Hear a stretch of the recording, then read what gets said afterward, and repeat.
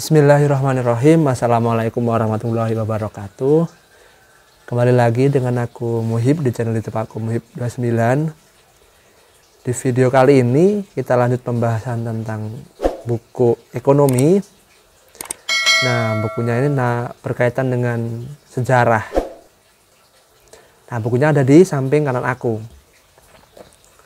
Perkembangan pemikiran ekonomi. Namun sebelum kita bahas ini, kita intro dulu.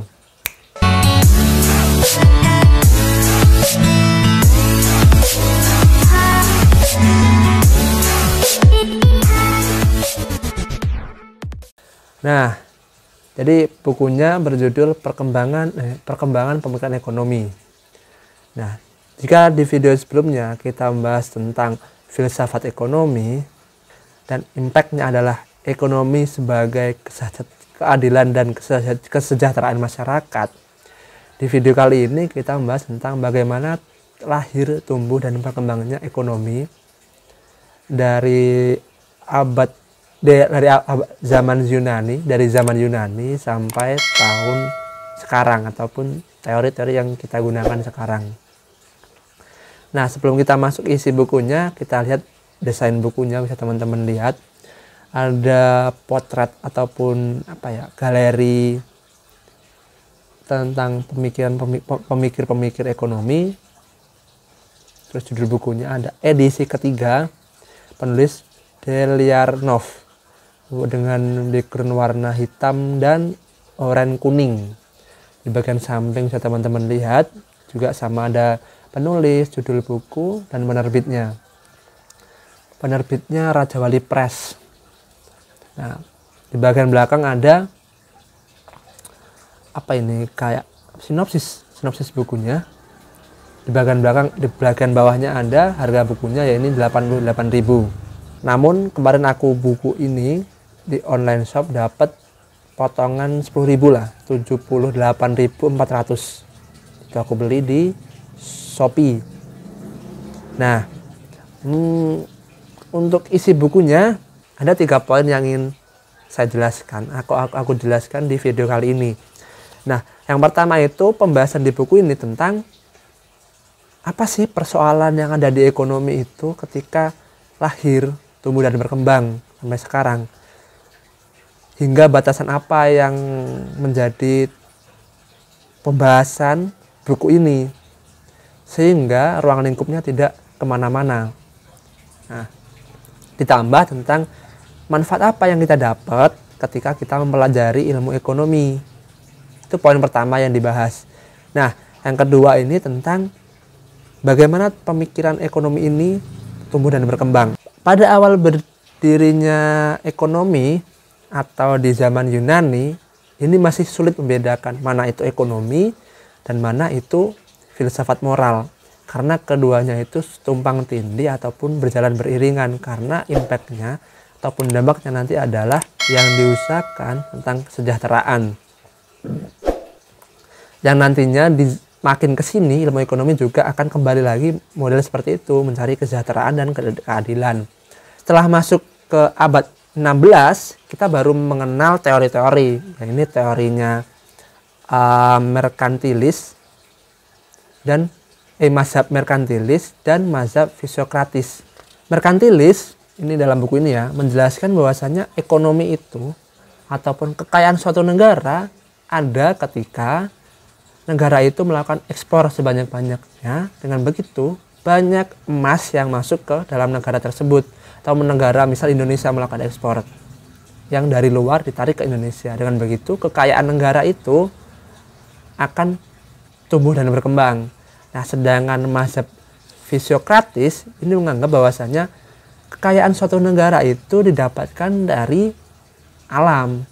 Jadi tidak boleh manusia itu berkontradiksi dengan alam, harus berjalan beriringan mengikuti ritme yang ada di alam.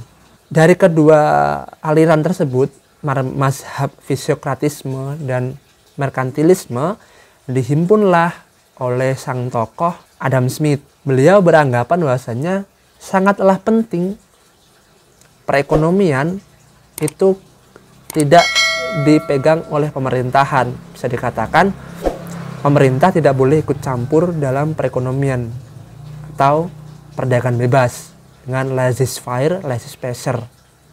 Nah, dengan begitu perekonomian akan tumbuh dan berkembang mengikuti tangan tak terlihat atau invisible hand. Siapa yang kuat dia akan makin kuat, dan siapa yang lemah bisa jadi dia bisa tumbuh jadi kuat atau bisa sebaliknya akan makin merosot. Nah, dari Adam Smith ini fondasi ilmu ekonomi itu sangatlah kokoh. Makanya beliau disebut atau dikenal dengan Bapak Ekonomi.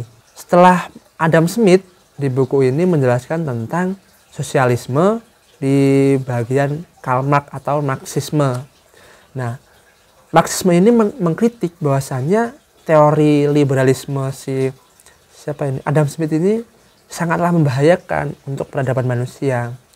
Karena si kaya akan semakin kaya, si miskin akan semakin miskin.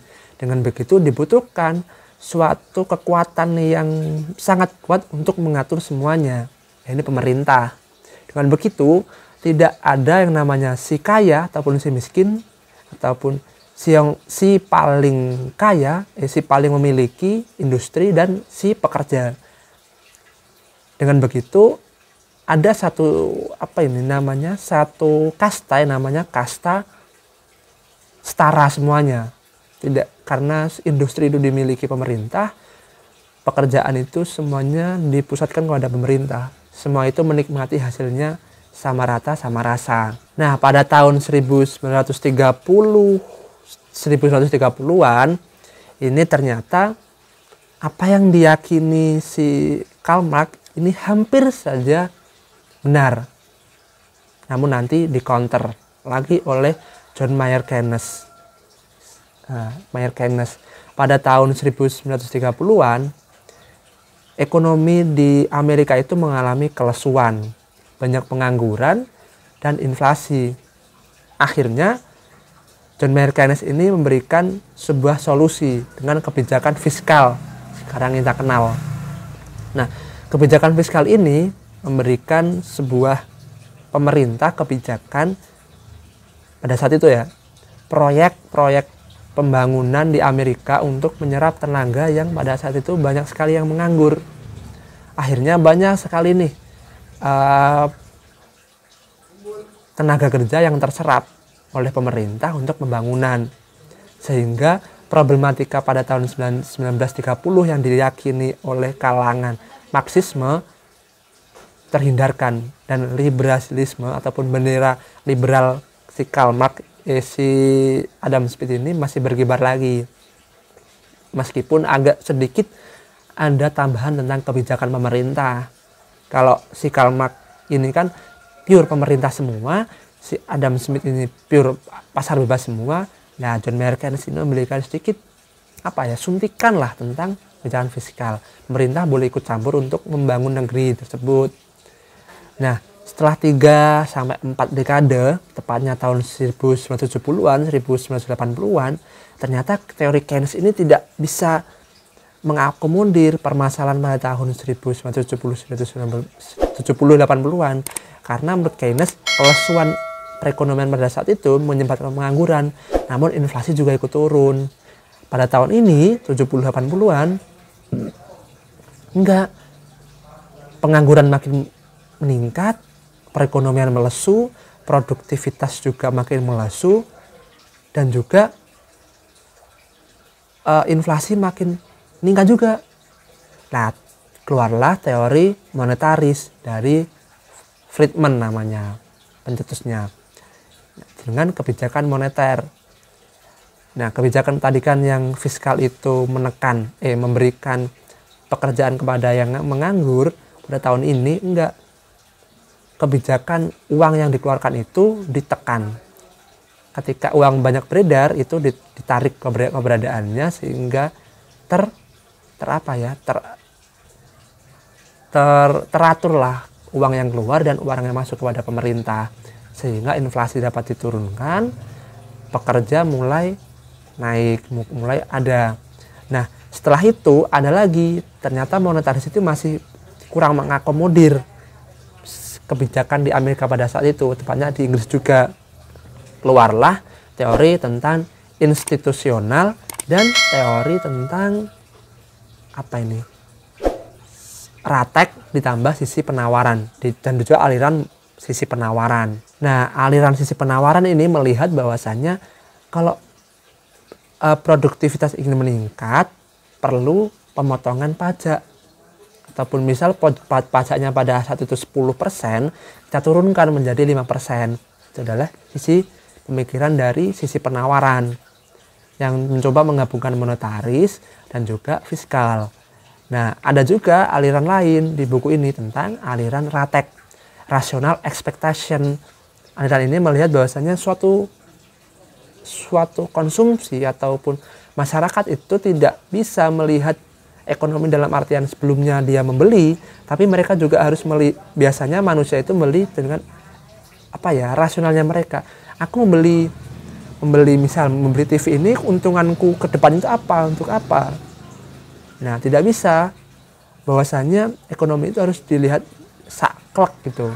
Harus dilihat dari segi psikologis pembeli juga. Nah, di bagian penutup buku ini, karena pada edisi 1 dan 2 menurut yang aku baca di sini tidak menjelaskan tentang krisis ekonomi global tahun 2008-2009. Nah, di edisi ketiga ini dijelaskan tentang krisis ekonomi global.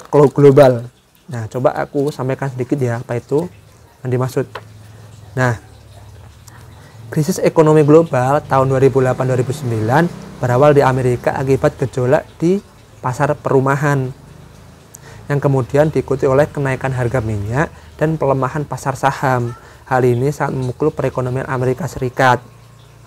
Karena rendahnya pertumbuhan ekonomi, angka pengangguran juga naik pesat karena terjadinya PHK besar-besaran di berbagai sektor, mulai properti hingga pariwisata.